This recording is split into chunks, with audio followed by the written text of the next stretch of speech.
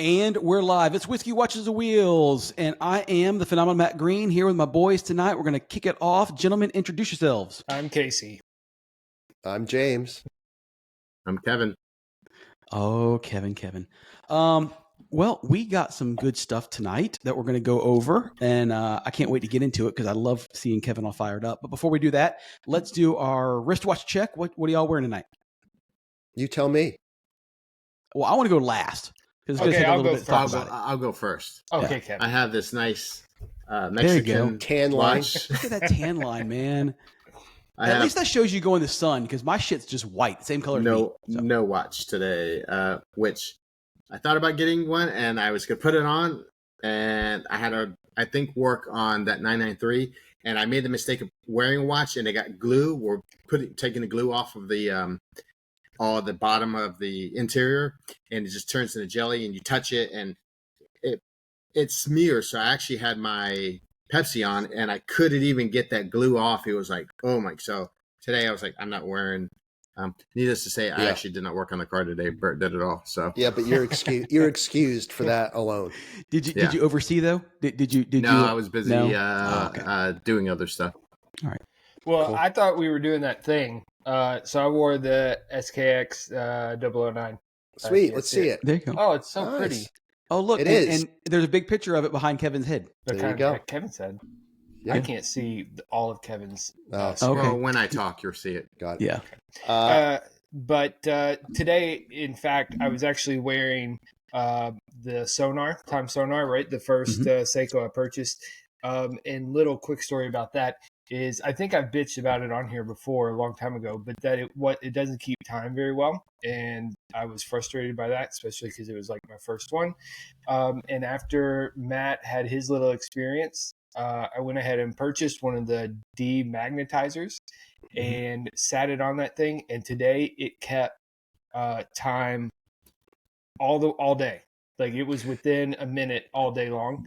And that is totally acceptable to me, even if it was off by a minute. I don't know that it was. This morning when I set it, expecting it to the demagnetizer not to work, I just kind of set it within a couple minutes. Like I didn't pay too close attention.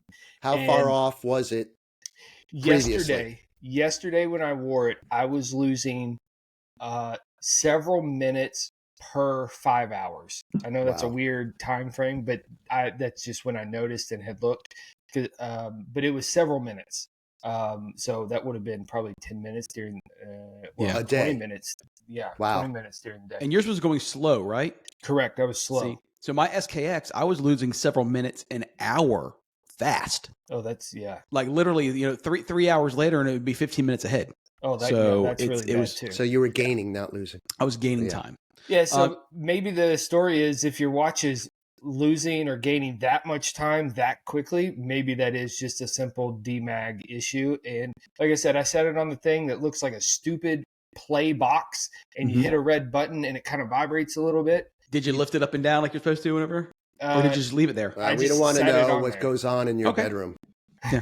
I just sat I know. I watched a video and it said you're supposed to push the button, and that's the reason I couldn't record it was because you have to hold the button, and then you're at least the thing I saw was lift it up and slowly get back and forth. But I don't. So I sat it on there and I hit the damn button for like 30 seconds, and lo and behold, it did the trick. So I'll keep wearing it for the 2-week kind of round, and so I'll keep track of it and make sure that it's still doing its thing. But so far, 1 day in. What's the price range for one of these demagnetizers? $13. Yeah, they're cheap. And now, when you did yours, did you wind it up like more than 30 seconds? So I'd been wearing it Monday, Tuesday. So it should have been fully wound. And in the morning, as I'm coming down the steps to get coffee, I'm usually giving it a good shake to kind of like get the day started, since it's been on the nightstand for 5-6 hours. So yeah, I feel that it was pretty well charged up. If that makes a difference. Nice. And it's people don't think about it, but with an automatic watch, it's fairly easy. Anytime it gets next to anything magnetic, it can magnetize the watch. We mentioned in our group chat. I don't think about it, but when I was flying a lot, I would, even though I have pre-pass, I would go through and take everything off and just shove it in my backpack. Well, in the same top pocket of my backpack, I have, my phone's in there. I have one of the mag magnetic chargers in there. So if all these magnets in there, so it's very easy that if you throw an automatic watch in there, it's going to be next to a magnet for a while, and it could theoretically Not good. Yeah, not good at all. Cool. So now I make sure I put it like in a side pocket, not in the top. Well, speaking of good, I'm wearing my Speedmaster. Such a classic. Yeah. So this is from 2006, the 3570.50 Speedmaster Professional Moonwatch. So always a good one to have. Always a good one to have. And I have on tonight a new custom build that I did. I like it. I want to share a photo. It's very red and black. I wasn't necessarily going for red and black, but well, you did buy the parts. I did buy the parts, and I'll tell you why I bought the parts. So, have you ever watched that show Forged in Fire? Yes. Mm-hmm. All right, so I love the show Forged in Fire. I was watching it 3 weeks ago, and the guy was doing a Japanese Damascus blade. And so when you do a Damascus blade, they overlap all of the different, the metal. They almost like taffy. They pull it, they overlap it, they pull it, they overlap it, and they do all these layers. And when it finally is fired and cooled, it gives this waving effect to the blade. So I said, man, that would be cool on a watch dial. So I went and I started searching, and this is actually called a Damascus dial. And it kind of looks like a Damascus, kind of pattern to it. And so I started there. And I said, okay, that's kind of cool. And then I was trying to find a case that I liked. And anyway, long story short, I found a really cool square case. Went standard NH35. Yeah, and if you can't see it, I would say it's similar to a Bell & Ross. It's very similar to a Bell & Ross. It's a knockoff of a Bell & Ross. Let's face facts. That's what it is. But it's very well built, and it's heavy as fuck. It's a very heavy watch. Cool. Big and heavy. I used a standard NH35 movement on it, so it's got a open exhibition back on it. And I'd never used one of these straps before. I kind of like this strap. I like the clasp fixed. Yeah, it's got the clasp. It's very easy, and this is a very comfortable strap. I mean, extremely comfortable. So it was cool. So, something different. Parts I'd never used before. Says that it should be water resistant for 200 meters. I don't know that I would trust it. The way these case backs work is there's 4 screws and they're screwed on. There is, even though it's recessed and milled to where it's a tight fit, there's no gaskets. And so because of that, I don't know that I would actually trust it like swimming. Is there no provision for a gasket? There's not, no, because it's square, and it's like I said, the plate seats down and is recessed in before the screws go in. So it's a tight fit, but I still think water could probably get in there if it was submerged for a long period of time. I have done some engines in my day, just like y'all have, and some Yamalube would probably do that well. Yeah, maybe, or silicone. Yeah, watch silicone. Yeah. That would probably work too. So, like I said, I don't ever swim in my watches anyway, so I'm not really too concerned about that. But if I was like turning around and selling this, then I would probably either find one that did have a gasket or some way to put a gasket in there. I did already have 3 people want to buy it from me, and I told them no. Why not? I told them I'll build them one if they want. Well, what's next for your watch building? We're going to get into that in Kevin's topic, but it's really going to depend on where I can get parts from before they shut down the borders and stop shipping parts in. Unfortunately, a lot of these parts come from overseas. You can get them stateside, but they're just astronomically. It takes all the fun out of it. What would the price differences be? Okay, so perfect example. All of these parts that I bought for this watch right here cost me about $95 all in. That's wild. $95. Mm-hmm. That was including everything, and that was actually slightly elevated because some of the tariffs had hit when these came in. And that's with the Seiko movement. The Seiko movement, Seiko NH35 movement. So that same Seiko movement that I paid $35 for on AliExpress on any other stateside website is $85 to $90 for just the movement. The cases are going to be, this case here was $35. They are all of $85 to $90 for the cases on a regular, standard US So based it's a website. $350 retail watch. Like you think if you double the money, right? Yeah. I mean, so if I was going to turn around and sell this, I would sell it for a couple $100, $300 or whatever like that. Which is standard markup for watches. And when you're getting the parts cheap, well, all these people on the websites that I'm going to are buying this stuff overseas and then just putting it in their inventory and selling it and putting a 50% markup on it, which I get. That's part of the business. I fully appreciate that. I'm a businessman too. But if I don't have to pay that price, I won't. I mean, at that point, it's fun to build, but if I'm going to spend $350 in parts, there's a lot of classic Seikos you can get. Yeah, I mean, I can just go out buy a watch. I mean, for me, it's not about being cheap. It's about having the experience of building it, and I'm having fun with it.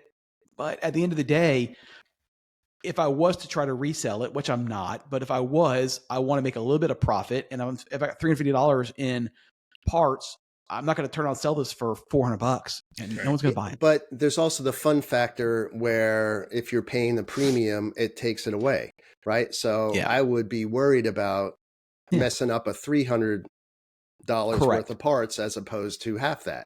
Yeah. So anyway, to answer your question, what I would like to do next, because I've never done it, only because when they kind of get beat up easily, but I would love to do a bronze case, like a real bronze case, not a rose gold, but a real bronze case.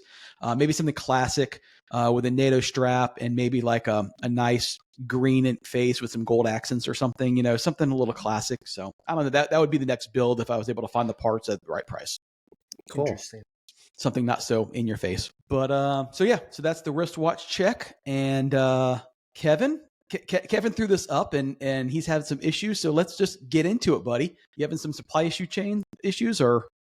I don't have any supply issue chains. No. Okay. So all right, guys. So we touched base on a little bit with Carlos on the last episode.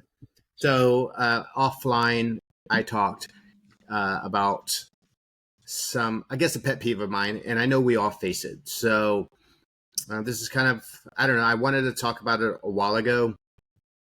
So in our community, the Porsche community, and other communities too, it's not just the Porsche community, when has it been standard practice to purchase a part and wait for a part to be made? Because we're all older, and it used to be where someone took the money, they spent the capital, they held it in their inventory, therefore it would be shipped immediately. And that was the norm. So my question to you guys is, I do want your buy-in on a lot of these things as I continue to rant, but when has it been? When did this change? When did you guys see the change? Age of the internet, drop shipping, COVID. Amazon. COVID. You COVID. think? I think COVID. Yeah, Okay, I would agree. The help I think COVID was the let me tell you why I think COVID. Because as a supplier for myself, when COVID hit, we had a lot of people that could not get parts or toilet paper. Yes, but true. For a lot of distributors, they couldn't get the stuff, and what a lot of people started doing is, I'm not going to use me, but my competition, they would be able to buy a part and next day get the part.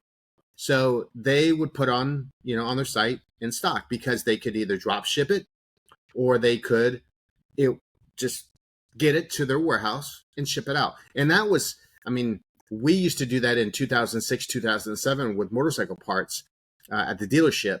I would go and I would tell a customer, okay, I don't have it, but I'll have it tomorrow. And we would get the part the next day.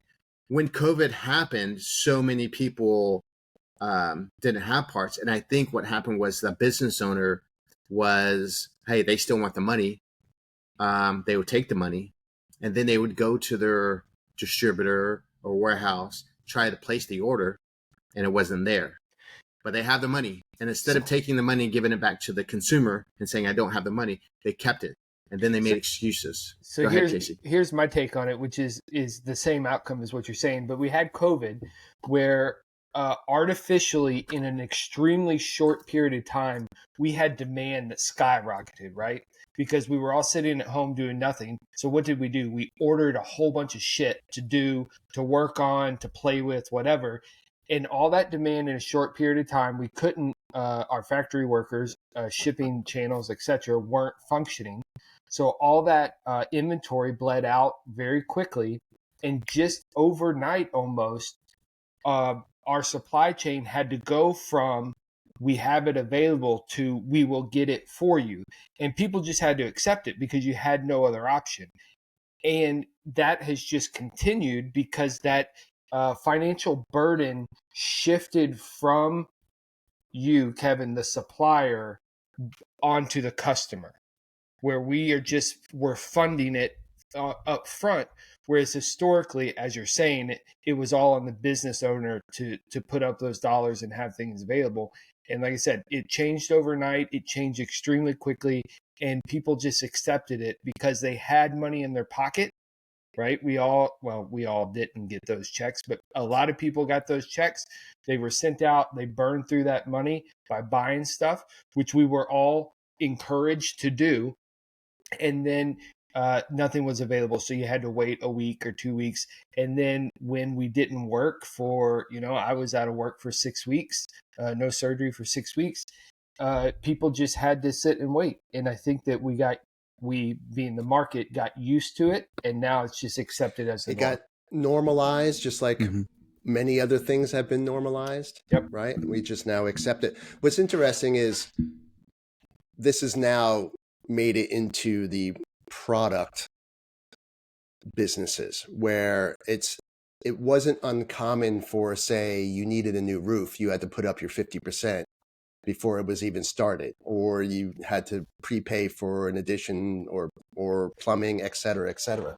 So it was kind of normalized in different industries, but at the consumer level there with products, that it just seems to have changed over at that point. Yeah. So now we don't have a supply issue, and we have, let's face it, all three of us or four of us, we can take that same amount of money and go buy the parts. Now we may not be able to, but now there's so many companies that are doing prototyping, and there's 3D printing. There's so much to do. Manufacturing has gotten easier. So we have, especially in the market that I'm in the Porsche market, and also the motorcycle market that I'm in, we have customers that they want customer service. They want install videos. They want everything to fit correctly. They still want all those expectations that they had 10, 15 years ago. And they do want their product quick too. And I'm having a hard time with other vendors taking my hard-earned money and then saying that it's in stock. And that's the main problem that I have, is that if you tell me it's 3 weeks, 2 weeks, I went into that knowing that. Mm-hmm. And I think we've talked about this before, where if it's there, I've made the conscious decision to go ahead and, you know what, okay, I'm going to have to wait for it, because I'm not going to spend the time making the product, or it is what, for instance, watches and stuff, we all go on allocations and for a number of products that we have. But do you guys think it's fair for a business to tell somebody that it's in stock and then wait 2-3 days and then hit you up with, oh, it's 3 days? How about no 2 months? Well, so okay, we'll touch base on that. I.e., you'll have one company that will say, hey, they'll wait 2 days to let you know that's, or 3 days that's out of stock. And then in James, your particular instance, you're telling me that a company waited 2 months to let you know that they didn't have something in stock? No, I ordered product in January and got the runaround for 3 months before I got it. Now, okay, when was the first time you got the runaround though? Within how many days? After I checked, weeks after I checked in, they were not proactive in the least. So huge company, let's just say massive company. So they don't give a fuck, right? But that wasn't auto part related, so for me, I've actually stopped, I'm not ordering parts based on the hassle when it says they have them and they don't. So you know what? Fuck it. I'll go find it used, or I'll eventually get around to it.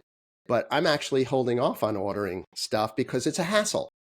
It's a Right. hassle when I have set expectations. I make plans with third-party providers to fix, install, whatever, and not get it. So not only is it affecting me, but it's affecting other people's schedules. Mhm. And what winds up happening is I don't see the product and I don't have a car. So why bother?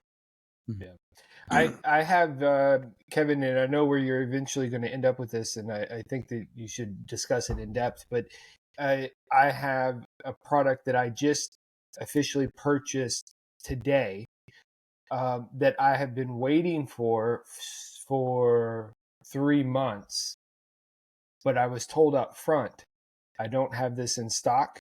You're not going to get charged when I get the parts in house and do the modifications required. Then I will email you. You can pay, and I got the shipping notification. So I paid, and the product shipped same day. I get it on Friday. To your point, as you're saying, that's exactly what all these companies should do. I don't have the shit. I've got you on the list. When it comes in, we're going down the list. This is a back order process, whatever, first in, first out. And when it's ready to go, when I have it in house, then we will do the payment exchange, and you'll get your parts. And I think so. Both of my websites allows a customer to put the part on a wait list or back order list. Back order is different. Back order means that you purchase the part and then it's on back order. But a wait list is you want the part, you put your email in there, and then you're going to get an email that it's now available. Because I personally have a lot of clients that put stuff on back order on the wait list, and then you forecast your productivity based upon how many people are on the wait list. You can't do that because they either have found it somewhere else, or like James said, he found it used. So if I have 50 people on a wait list, I'm not making 50 parts. I've learned that a long time ago. You're probably going to have a tenth of those people actually purchase that part. And I think this is where the business person is getting greedy, because I also know there's a lot of people in all industries.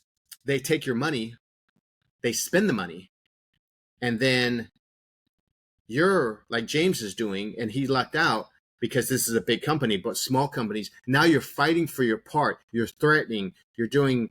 And I think that with all the tariffs that are going on and everything that's happening in the world is a very small place now. Communication is very easy. We're starting to find out where suppliers to get from, where they're getting their stuff from. On Amazon, I used to buy a lot of stuff on, say, Big Master Car. It's sell nuts and bolts and stuff.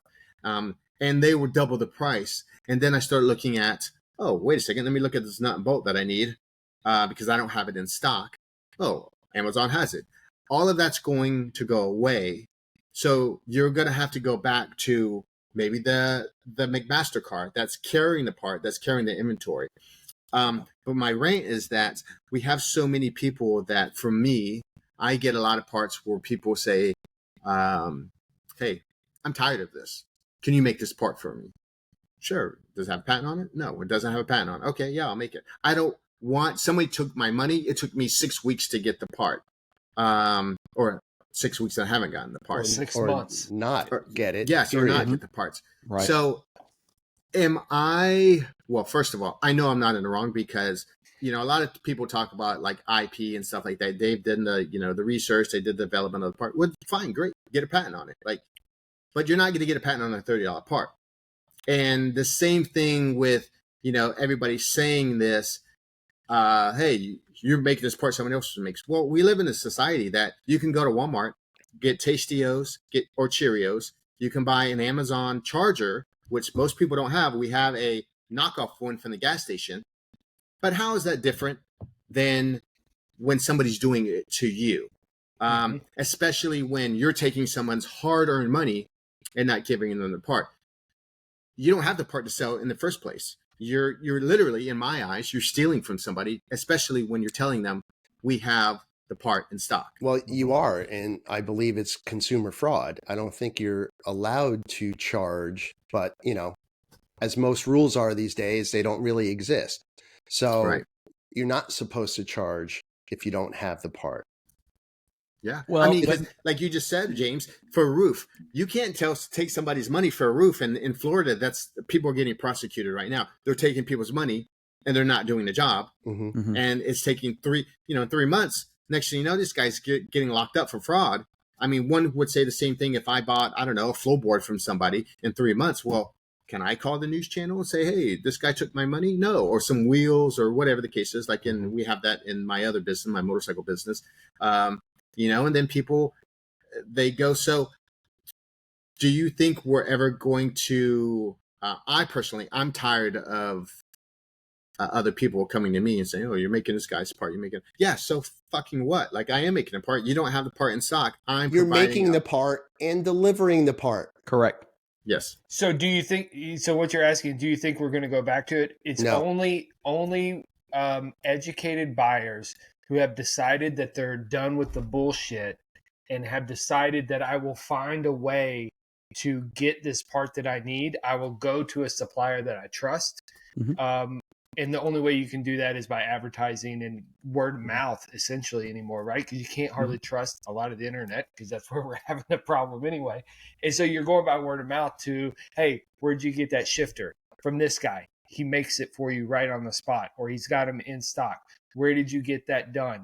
It's this guy, and he's awesome. He's always on time, whatever. So it's kind of weird because we're in a much more advanced state of sales and selling, but a lot of the trust issues are going back to the way they were 30 years ago, right? But we're going by word of mouth and not necessarily off of someone's website. We're going back to relationship type information.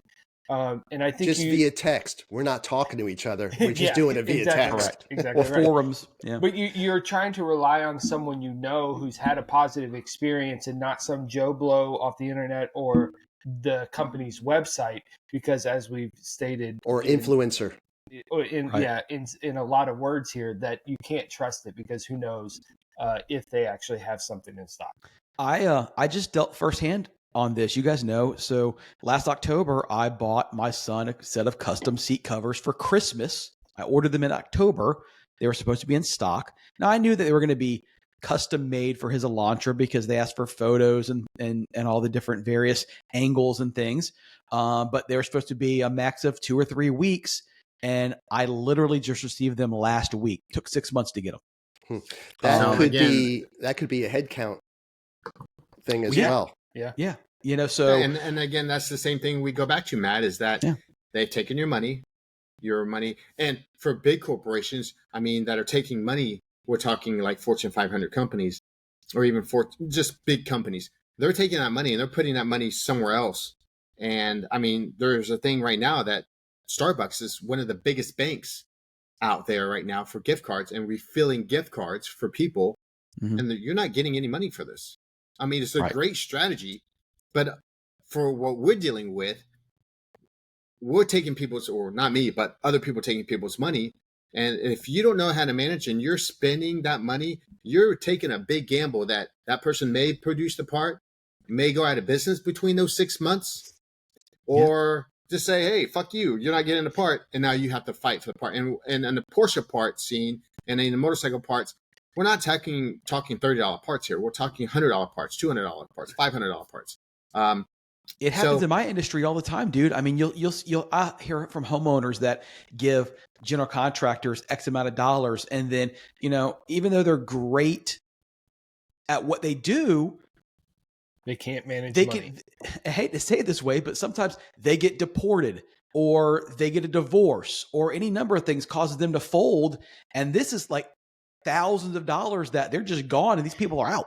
I do think that this does, as you say that, Matt, has a very eerie similarity to general contractors that go around doing odd jobs and whatnot, where you're paying them, some percentage or all of it up front to come do work. They do a little bit of it and then they disappear. They're gone. This is kind of the same thing, except you're paying for everything, but then the company doesn't produce a Well- part for whatever period of time. So Well- still the disappearing act, and you're left high and dry. And what do you do? Again, as Kevin's saying, like who you gonna sue for a $500 part, or Exactly. who's going to investigate a $500 part company, right? Because that person's likely gone. And that shyster roofer will never tell you the truth that they have to go to another job. They'll just blow you off. And it seems to have flowed into the parts business, as Kevin is saying, where, yeah, we'll take your money, but we're not going to let you know it's out of stock, or we're not going to let you know when it will be back in stock. It's happened to me with all the big Porsche parts suppliers. And I'm starting to see that now with even Porsche, believe it or not. I mean, Porsche, they are starting to change. I'm seeing a lot of stuff because I'm doing this 993 build. I'm actually seeing a lot of parts going up significantly, 30, 40%. And I'm also seeing where they didn't used to have this, they're now saying 3 to 4 weeks. Do you know why? No. They're publicly traded now. They're no longer a private company. exactly. Mhm. Yeah. So that's out the window. They will fuck you however they can to make their profit. Well, But and it's I'll- going to get. Oh, go ahead, Casey. I'll just say two quick things. First, on the Porsche topic of a huge company, when I ordered my high pressure fuel pump for the 957, because I just wanted to have one, and cars are getting older, so whatever, I paid $1,200, $1,300 up front. Did and you buy two? one for the 911, one for the Cayenne. Okay. But that took 6 months to get. Paid for it up front. It's back ordered. We got to get it from Germany. You'll get it whenever we get it. And then secondly, I think I've told this story, but the roll bar company, BBI, which I like their company, I like their stuff, so I'm not trying to dog them. But when I bought the and paid for up front, the roll bar, it still took several months to get it when it was in stock. So, Well, it's going to get worse. I mean, think about it. When we buy, whether it be online or whatever, when we're buying parts for our cars or anything for those parts, we're typically buying from domestic companies. But the reality is, and that's Kevin's point, they're not getting the parts here. They're shipping them from another country. And with tariffs and shipping and everything else now, it's going to get worse. To your point, Casey, BBI took a couple weeks. When I ordered my HREs, I had them in 3 days. They're But made here. BBI is made here too. So, I mean, that I is think, true. Yeah. yeah, BBI. So every single part that I've ordered for this 993, I've had to wait for. Mhm. You know, my client wants to have this car. He wanted it for SEMA. I told him no because I've done this before. Not, you know, I built a car. It takes a long time. But every single part that I have, I was able to design a part and get a part made. So design it, do the CAD, do the CAM, and do a run of a part within 30 days. I have all his parts done from me, a small company, and I don't even have any of these other parts. That I mean, I will say the carbon fiber came pretty quick. Half of it came pretty quick, but everything else I've been waiting for, and it's just ridiculous that. Now, would you guys say is because I'm a smaller company, or No, because if they're doing I know it a lot if of they're smaller companies that are smaller than me, dude, it's who they are. If they're doing it to you, they're doing it to everybody. That's what I would say. Agree Right. with you, Matt. Is that it's who's in charge of the company and what is their philosophy on their customer service? Because you're right, you're a small company. You can be super nimble and you can attack the problem in a short order. But you could also be a lazy ass on the flip side of it and do the exact same thing. Wait for that order to come in. Say, all right, I'll tackle this in the queue of 100 other things as a business owner that I have to do and take care of. But here's And the thing. Go ahead, Kevin. No, go ahead. Okay, Go ahead. I can tell you the main thing that I have found is if a company does not have a phone number for you to call, I don't do business with them. And I know I'm only 48 years old, but they hide behind the internet. So if you can't call, then and you have no phone number and you just want to chit chat on the and you know you can because it's very easy to be a keyboard guy warrior as we call it and you know cuss and stuff like that and but pick up the phone, tones change, reflection of voice changes. And a lot of the clients that I'm seeing that do this as a standard practice, take people's money, they don't have telephones. They don't, not even a 1-800 number, because again, that costs money, but not even a phone number. So that's one of the things that I urge people when you're buying something.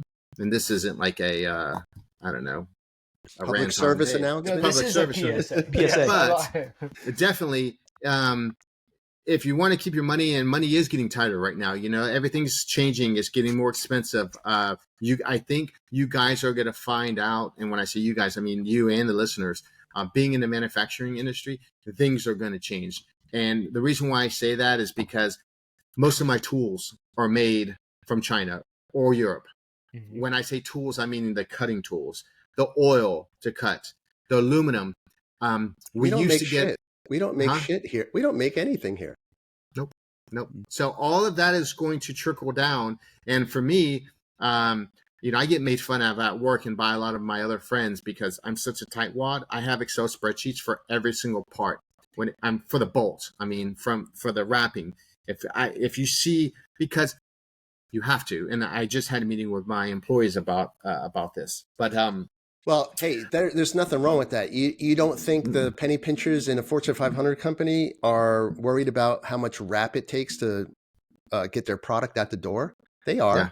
You're doing the exact same thing. It's just that most small business owners are going to wing it as best they can. It's all right here in my head. Yep. Right? Yep. Yeah. So, for the guys that have parts that I'm making, stop bitching, or customer service is free, or hey, buck up and put the parts in stock.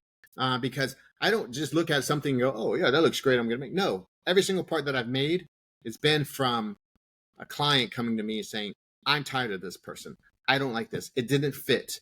This person I couldn't get, they kept my money for this much. Because hey, my car's done. I mean, I don't need to put anything in the car. There may be a part that I make because somebody, like for instance, Dave, he told me, hey, I want this. Nobody makes this. Make it. Okay, yeah, I'll do that. But this was more of a like, you know what, for 2 years I've been doing this, and it's kind of getting to the point where it's like, hey, yeah, you can't come here, you can't come there because you take this guy's part. Well, you know what? Middle fingers up, bitches. Well, no, you're not taking their parts. You're delivering their parts. Right. and like exactly I said, customer service is free. If you didn't have it to begin with, what are you bitching about? Well, that's the moral of the story. The moral of the story is good customer service would have fixed 80% of those problems. Exactly. If they would simply put on their website, hey, out of stock, lead time is currently 2 or 3 weeks. If you want to purchase it and be in queue, great, buy it. As soon as we get it, we'll ship it. If not, here's a wait list. Or, hey, FYI, I make this, I hand make this. It takes me 3 or 4 weeks to make it, so it's not in stock. Simple communication would have fixed 80% of that. You're not bitching because it's not in stock. You're bitching because you're told it's in stock and then they don't ship it. Yeah, that's really what it comes down to. So it's all about communication, man, and customer service. Yeah. That's really all it is. Managing expectations. So that being said, I know we talked about, we can segue a little bit about, I here at my work, we were talking about the Amazon thing. So for the news, Amazon is going to stop taking products from Chinese sellers. So how Amazon works now is you send them they get charged by the square footage. You send them a box full of stuff. Well, with Amazon and with eBay, they're collecting sales tax now. So they don't want to be collecting tariffs.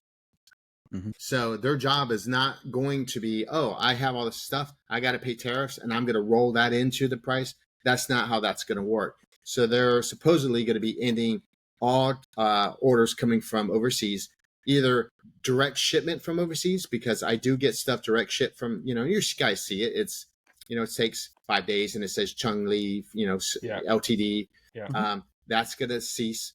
And I think we're going to see prices go up because either myself or, like you said, the Seiko guy that's buying those things, he's going to buy tons of this stuff and sit on it Well, And now, I think where this is going to make an impact is for regular people who use Amazon a lot, and I'm one of those people. everybody does. So, like Yeah. for my rally, sorry to bring this in, but I'm doing a little old fashioned kit Mhm. in because I do bourbon as part of this. But anyhow, I got these little half-ounce jars. So Drinking and driving, that's great. There you go. I got these half-ounce jars so I can put a couple Luxardo cherries and some cherry juice in it, right? So you can it's a kit. Anyhow, I order them next day. Amazon order them yesterday. They arrived today. It's 12 of these little half-ounce jars. Flip it over, made in China. So when I go to do that in 4 months from now, those little jars may not be there. Mhm. Or instead of the $12 or whatever I paid for them, they're $45 because they had to be made here in America or the Stored here. tariffs or whatever. That maybe that plan that my wife came up with, which I thought was really good, but maybe that plan doesn't work out, Mhm. right? And so Yep. does it stop us from doing certain things? Maybe. Mhm. Do we find a different way to do things? Yes. Probably. I think But it also becomes a huge inconvenience for those little things that you order off Amazon and eBay on a daily basis to well, make we're your so life better. used to access. I mean, going back to Kevin's Cheerios story, right? You got 12 different types of Cheerios. Well, maybe we're only going to have 3. Yeah. Right. Which, Yep. as a consumer, I want more choice, right? That is the free market, or it's supposed to be. When we have a flat world, when we have flat economy, you should have unlimited choice because people can enter the market to bring or to demand whatever they wish. But when we have these artificial barriers to entry, which that's what a tariff is, then you get limited choice. Your freedom of choice goes down, which is a net negative across for consumers and for the economy. I'm not a fan of tariffs, but that's another. Well, Kevin story. talked about the phone cord earlier. All right, a phone cord. Think about the amount of options of phone cords when you go on Amazon. Different lengths, different types, different curly Q, different ends. L-shaped ends, whatever like that. And guess what? None of it's made here. It's all made overseas. So No, but that point was made more of like, hey, Right. people complain of that. Oh, you're knocking off this guy's part, but Mhm. that same person in their daily lives buys knockoff parts. Sure. So you can't use that as a defense mechanism when you're doing the same thing. And I think that's what we're going to see with China going on right now. They're opening up everything as far as IP. Hey, guess what now? You want this? Oh, now we make this. Oh, we make, and it's always been a thing. Like even for me, when I get product liability insurance, they used to do it based on how much of the parts that I had that I manufactured and how much of the parts were overseas. That ended about way before COVID, probably 3 years before COVID. And it was based upon the revenue because they know as an insurance company, if I were to buy this pin and I got hurt and this was made in China off this pin, I can't, as an insurance company or consumer, you can't go after China. Right. Nobody can go after China, right? So for them to cover that, they're going off of the revenue. And it didn't used to be like that. I used to have to tell them, okay, well, I sell 75% of the stuff or 80% of the stuff is made in the USA. Okay. And then it got to the point where they were like, well, you need to insure for the stuff made in China or Taiwan. I'm like, I don't make that stuff. Like, how am I going to be liable for it? Mhm. And I think a lot of people bitch and complain about that. And the whole insurance thing changed and they said, okay, it's just going to be off your revenue now. And yeah, we're going to see, I think, a big change. Of a lot of people don't realize too, even if I do make something, most of my bolts are made in stainless steel bolts or made in India or in, I'm trying to think, Philippines or something like that, or in Europe. So all those little bolts, you're talking about a lot of weight and they're coming by container. I think that's going to start trickling down. So, I am for stuff being made here in America, but I personally think it's going to wash out a lot of the people, and I hope it does Yeah. wash out a lot of people that were lying, stealing, taking people's money, saying it's there because it was easy. Only time Well, in the will same tell. turn, we talked about the Amazon.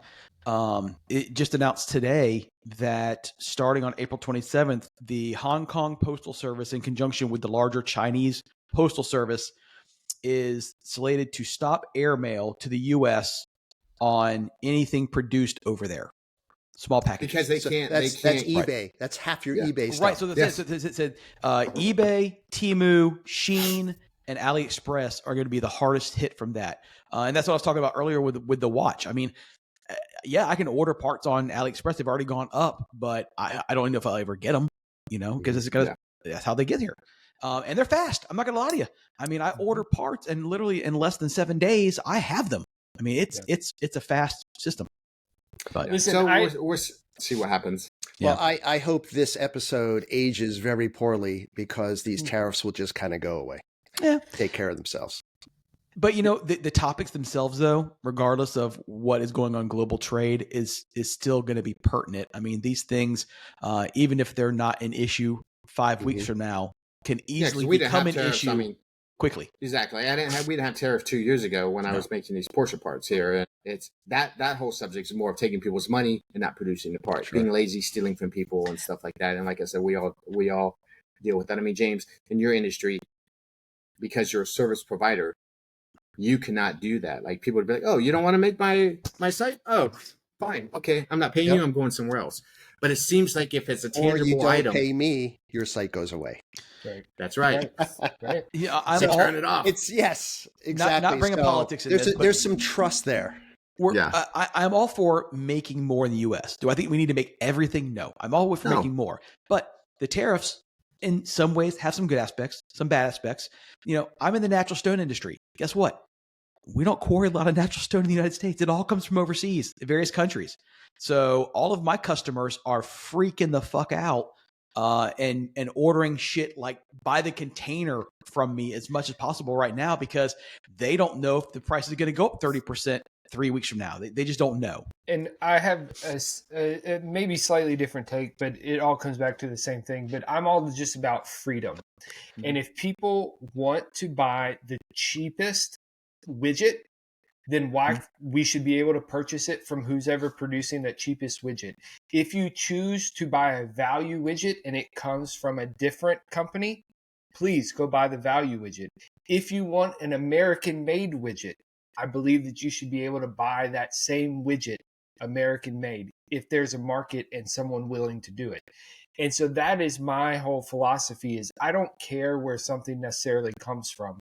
I want it at the price point in which I'm willing to pay for it. Yep. And when we put artificial tariffs onto different companies or different parts of the world, those choices are limited or eliminated, and I think that's wrong.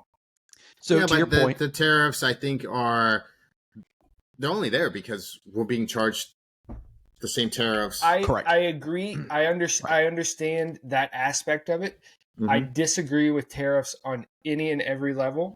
And I agree. It should be a free market. The reciprocal tariffs and the escalation of tariffs, I don't see as positive at all. I understand the posturing and the political aspect.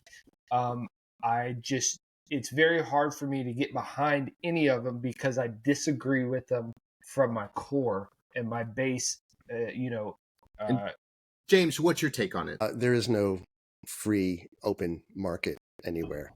So we all have the illusion of it. Mm-hmm. But my take is kind of similar to Casey's as far as let the best man win. That's kind of the way it is, right? Why is China kicking our asses? Because we can't produce or we refuse to use child labor. It's one of those, right? Mm-hmm. So they can produce it cheaper than we can. I agree with all of you. I think it would be great if we had more manufacturing here for a lot of reasons. And a lot of those reasons are for homeland security, right? For protecting ourselves. The fact that we would have to rely on all these other countries to produce a tank or a ship or a missile, that's a big deal, right? Mm-hmm. So I don't think that this is probably the political podcast that No. it's turning into, but No. I don't think any of us have said which side of any political aisle we're on. We're just stating our opinions about the idea of a tariff. And I agree. I don't want to be political, be one side or the other. As I mentioned last time, I listened to another fucking podcast from that guy, and it was so political I had to turn it off because it's supposed to be about cars. And this is ultimately about widgets that we all want, regardless of what side of the aisle you're on. I don't fucking care. Well, here's a good point. Here's a benefit of the small world, right? Is when Singer they were producing their original run, and they had that leather weave seats, and everyone went nuts. Where do you get that? No one could find it. No one. You literally thought Singer was producing it in their shop. Guess what? They weren't. And now any one of us can go out and find 3 to 5 suppliers that make that weave. Mm-hmm. That's a benefit. Absolutely. And then that means there's competition. And that means I can shop around. Yeah. Right. And I agree with you 100%, James. And that's what this all goes down to. You know, for me, you're growing a hobby. You're making it more popular for the masses. And accessible. Accessible, right? So now not only the rich could have this particular part or drive a Porsche or fix up a Porsche, right? Because now, like to Casey's point, you have options to do. And I think it is a win-win when people have choices, when people have, they can get it in a timely manner. And it grows the hobby of, driving the car. So I don't see it as a loss. I mean, I think, hey, if you're into cars, wouldn't we all like to have more friends that drive Porsches or cars, be a car person, just right? more car people. That's all. Yeah. I don't care what you drive. Exactly. So that was kind of my rant a little bit. Like I said, hey, make sure a customer has a phone or a business has a phone number, and don't bitch and complain if someone takes your money because, like, hey, Casey, he made that choice. I make the choice. James makes the choice. Matt makes the choice. You know what you're doing. Again, we're all adults here, so you can, or you can buy a part and call people and say, hey, do you physically have this part in your hand that you can ship it? And for the most part, most people will be honest with you. Because number one, they have a phone number, right? So you're physically talking to them. Or a chat. Yeah. Right. Yep. Yeah. So I think those are great points to wrap on as far as where it comes down to customer service and access to their representatives to make sure that it is in stock. Yeah. By the way, I have all my parts in stock. Yeah. Well, we only got a couple more minutes left before the hour's up, but one good thing, I'll just leave it on this. Talk about my shirt. What? My shirt? I got the same shirt. Yeah. Carbon fiber is going to be easier to get though, because the European Union's getting rid of it. So. That's that shit. They never even made it anyway. So I was telling my carbon fiber, so it's cheaper for us to buy, right? I will tell you, it is very dangerous. I don't cut it on my machines. Right. It's very caustic. It does get into your lungs, but EU never produced carbon fiber. Italy makes some of it. Most of it comes from America and China and Thailand. So, you'd have to say the same thing about the fiberglass insulation. It all gets in the air. It all gets in your lungs. It gets all over you. That's not banned. Nope. No, it's not. And it's funny because this going around right now. Porsche is using the Weizok bar, the sway bar. Sway bar, yeah. Mm-hmm. And it says literally made in China. So everything's going to kill you. I mean, you get in a brand new car, you're like, oh, that smells great. All it is chemicals off gassing. You're like, oh, it's giving me cancer. My windows fogged up. Yeah, it smells great. Oh my God, nothing smells good as a new car, and it's just off gassing chemicals. Yes, awesome. Right. We're going to wrap it up. Thanks for listening. Head to our website, whiskeyWatchesWheels.com. Got our sponsors up there. And hit us up on Instagram. Got any questions? Let us know. And we will catch you guys next week. All right. Peace out. Bye-bye. Bye-bye.